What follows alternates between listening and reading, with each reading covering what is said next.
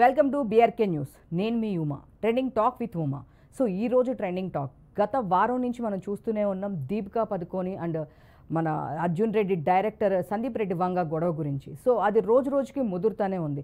అందరికీ తెలుసు సందీప్ రెడ్డి వంగ అర్జున్ రెడ్డి అనే మూవీతో అందరికీ మెసమైజ్ చేశాడు. బాలీవుడ్కి కూడా వెళ్ళాడు. యానిమల్ సినిమాతో ఇంకా యాటిట్యూడ్కి బాప్ అన్నట్లు తయారైనాడు. బాలీవుడ్ వాళ్ళతో సహా తల వంచాల్సిందే అన్నట్లు తన వైఖరి ఉంది. సో టాలెంట్ ఉంటే ఎవరైనా సరే ఎక్కడైనా సరే రాణించవచ్చు అనడానికి ఎగ్జాంపుల్ సందీప్ రెడ్డి వంగ. సో స్పిరిట్ మూవీలో చూసుకుంటే ప్రభాస్తో పాటు దీపికాని తీసుకోవాలని చెప్పి తను అప్రోచ్ అవ్వడం, తన స్టోరీ చెప్పడం అన్నీ చెప్పిన తర్వాత తన కండిషన్స్ ఒప్పుకోకపోవడం వలన తను పక్కకు పెట్టి వేరే హీరోయిన్ని తీసుకుంటే దాని గురించి తన పిఆర్ చీప్ ట్రిక్స్ యూజ్ చేస్తూ సినిమాని లీక్ చేయడం స్టార్ట్ చేసింది దీపికా పదుకోని.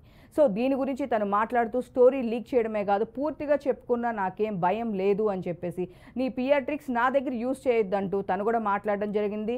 అదేవిధంగా దీపికా కూడా దీని మీద రియాక్ట్ అవ్వడం జరిగింది. తను చెప్పిన అమౌంట్కి నాకు సరిపోలేదు కాబట్టి నేను ఒప్పుకోలేదంటూ రీసెంట్గా బాలీవుడ్లో ఇచ్చిన ఇంటర్వ్యూ కూడా తను చెప్పడం జరిగింది. సో దీని గురించి మాట్లాడడానికి సినిమా అనలిస్ట్ చిట్టుబాబు గారు ఉన్నారు. నమస్తే సార్. చిట్టుబాబు గారు, రీసెంట్గా మనం చూసుకుంటే కనుక ఈ ఇష్యూ గురించి చాలా గొడవ జరుగుతూనే ఉంది. తను కూడా ఇంటర్వ్యూలో చెప్పింది ప్రభాస్తో పాటు ఈక్వల్గా నా మార్కెట్ నాకు తెలుసు, సో నాకు అమౌంట్ తగ్గిస్తే డెఫినెట్గా నేను కూడా ఎందుకు ఓకే చేయాలి అన్నట్లు తను ఇచ్చిన ఇంటర్వ్యూస్లో మాట్లాడడం జరుగుతూ వస్తుంది. సో కాకపోతే మీ చీప్ ట్రిక్స్ నా దగ్గర ప్లే చేయొద్దు. ఫెమినిజం అంటే ఇదేనా? వేరే ఒక హీరోయిన్ చేస్తున్నప్పుడు మీరు ఎలా అలా స్టోరీ లీక్ చేస్తారు?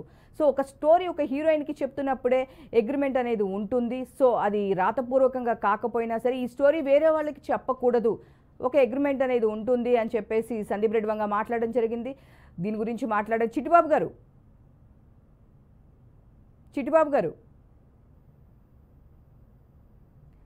సో దీని గురించి మాట్లాడకూడదు అయినా సరే తను దీని గురించి మాట్లాడుతూ బయటకు వచ్చి ఇలా చేయడం కరెక్ట్ కాదు, అయినా నువ్వు ఏం చేసినా పర్లేదు అని చెప్పేసి #టు పిఆర్ చీప్ ట్రిక్స్ అంటూ సందీప్ రెడ్డి వంగ ట్వీట్ చేయడం జరిగింది. దీని మీద బాలీవుడ్లో దుమారమే లేపుతుంది. కావాలనే దానిలో ఎలాంటి సీన్స్ గ్రేడ్ సీన్స్ ఉన్నాయి కాబట్టి దాన్ని నేను చేయలేదు. So timing 6 to 6 call sheet మాత్రమే నేను చేస్తాను. సో అమౌంట్ ఎక్కువ 6 దాటితే ఇంకా కొంచెం అమౌంట్ ఎక్కువ పే చేయాల్సి వస్తుంది. సో ఇలాంటి కండిషన్స్ అన్నీ ఉండడం వలన సందీప్ రెడ్డి వంగ నేను తీసుకోలేదని చెప్పేసి బాలీవుడ్లో వినిపిస్తూ ఉంది. సో దీని ఒక పక్క జరుగుతున్నప్పుడు మణిరత్నం గారు రీసెంట్గా ఒక ట్వీట్ చేశారు. అది కూడా 6 to 6 అనేది కామన్గా ప్రతి ఆర్టిస్ట్కి 6 to 6 అనేది ప్రతి ఆర్టిస్ట్కి కామన్గా ఉంటుంది. దానిలో ఎలాంటి తప్పు లేదు. అది షూటింగ్ టైమింగ్స్ అని చెప్పేసి దీపికాకి సపోర్ట్గా మాట్లాడడం జరిగింది. మరికొందరు బాలీవుడ్ యాక్టర్స్ కూడా తనని సపోర్ట్ చేయడం జరిగింది. బట్ ఎవరు సపోర్ట్ చేసినా ఏం చేసినా సరే ఎలా తీయాలనుకుంటే నేను అలానే సినిమా తీస్తాను అని చెప్పి సందీప్ రెడ్డి వంగ ఎక్కడా తగ్గడమే లేదు. అండ్ తెలుగు వాళ్ళని ఇదివరకు చాలా తక్కువగా చూసే బాలీవుడ్ ఈరోజు రాజమౌళి తీసిన బాహుబలి తర్వాత అండ్ యానిమల్ సినిమా తర్వాత మన వాళ్ళ కోసం క్యూ కడుతూ ఉన్నారు. ఈరోజు ఒక సినిమా వస్తుందన్న ఒక డైరెక్టర్ అన్నా సరే ఒక్క సందీప్ రెడ్డి వంగాకే భయపడుతున్నారు అంటే మనం ఇంకా తెలుగు వాళ్ళ సినిమాలు ఎట్లా చూసారో మనం అస్సలు కొంచెం కూడా ఇది చేయాల్సిన అవసరం లేదు. సో దీని గురించి మాట్లాడక మనతో పాటు చిట్టుబాబు గారు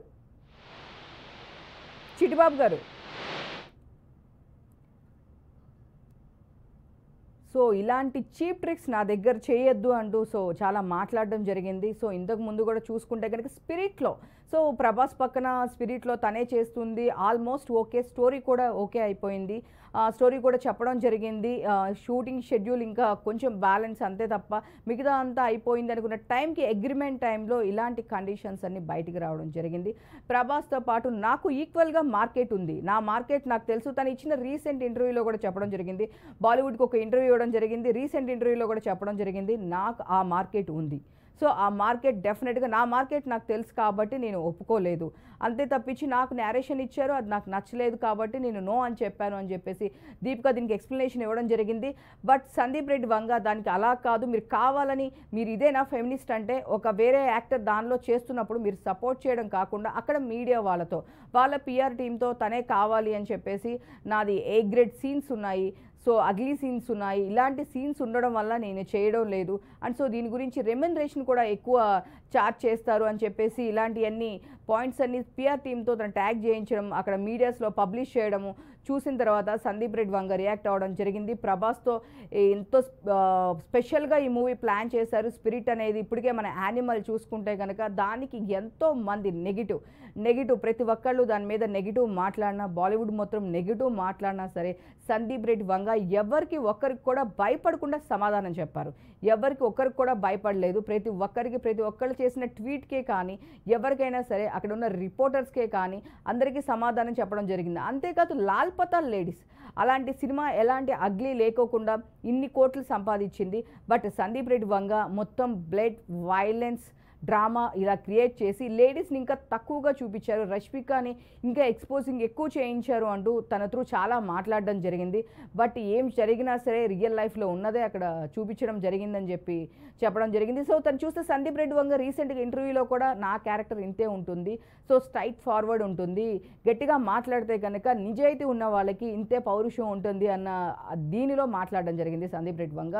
సో నేను క్యారెక్టర్కి ఏం కావాలో అదే తీసుకుంటాను, ఆ క్యారెక్టర్కి ఏం కావాలో అదే వాళ్ళనే ఉంచుతాను. ప్రతి క్యాస్టింగ్ దగ్గర ఎంత పర్టికులర్ అంటే ఒక చిన్న జూనియర్ ఆర్టిస్ట్ కూడా సెకండ్ టైం యానిమల్ సినిమాలో సెకండ్ టైం రిపీట్ అయితే తన ఒక క్లాస్లో సీన్ చేస్తే ఆ సీన్లో రిపీట్ అయితే కూడా తను తీసి నేను ఇలా పక్కకు పెట్టాను. నన్ను చాలామంది తిట్టుకుంటూ ఉంటారు, క్యాస్టింగ్ కౌచెస్ కూడా నన్ను తిట్టుకుంటూ ఉంటారు, ఎందుకంటే నేను టూ మచ్ ఆఫ్ పర్టికులర్గా ఉంటాను. ప్రతి ఆర్టిస్ట్ విషయంలో నేను చాలా పర్టికులర్గా ఉంటాను.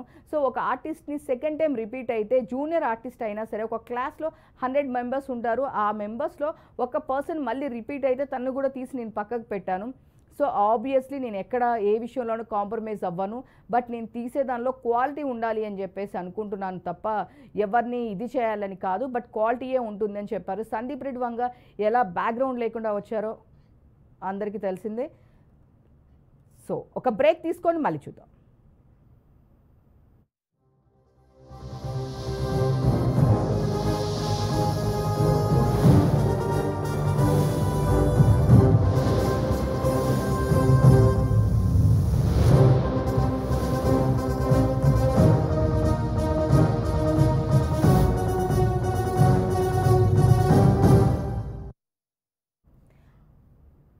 అని సార్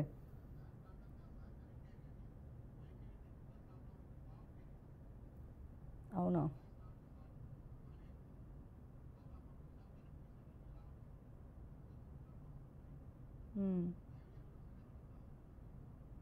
జూమ్లోనా సార్? ఒక్కసారి మనోళ్ళు ఆల్రెడీ ఇచ్చాను అక్కడ, ఒకసారి జూమ్ లింక్ నా దగ్గర ఏం లేదు సార్. ప్రదీప్ షిఫ్ట్ అయిపోయింది సార్, వెళ్ళిపోయాడు, వేరే అతను ఎవరో ఉన్నారు, అతను నాకు తెలియదు. ప్రదీప్ కోఆర్డినేషన్ ఒక్కసారి నాకు పెట్టిన పాత లింక్ పంపిస్తే సరిపోతుందా? నా దగ్గర ఒకటి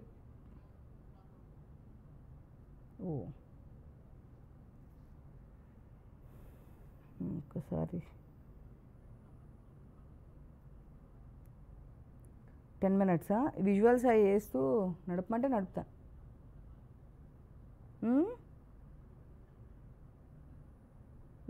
చెప్తాను, ఒకసారి అడుగుతున్నాను, ఒక్క నిమిషం.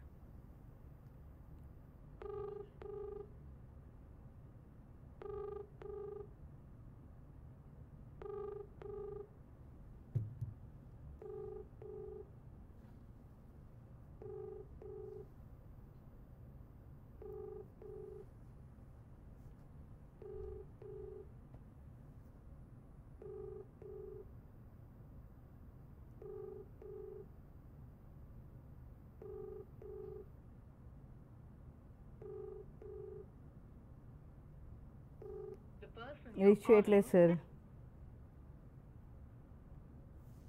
లిఫ్ట్ చేయట్లా సార్.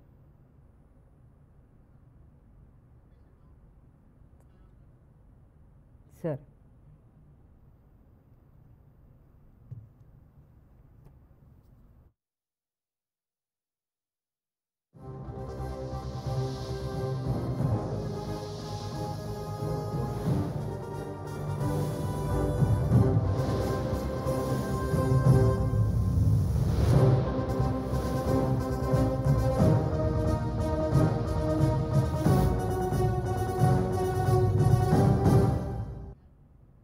Welcome back.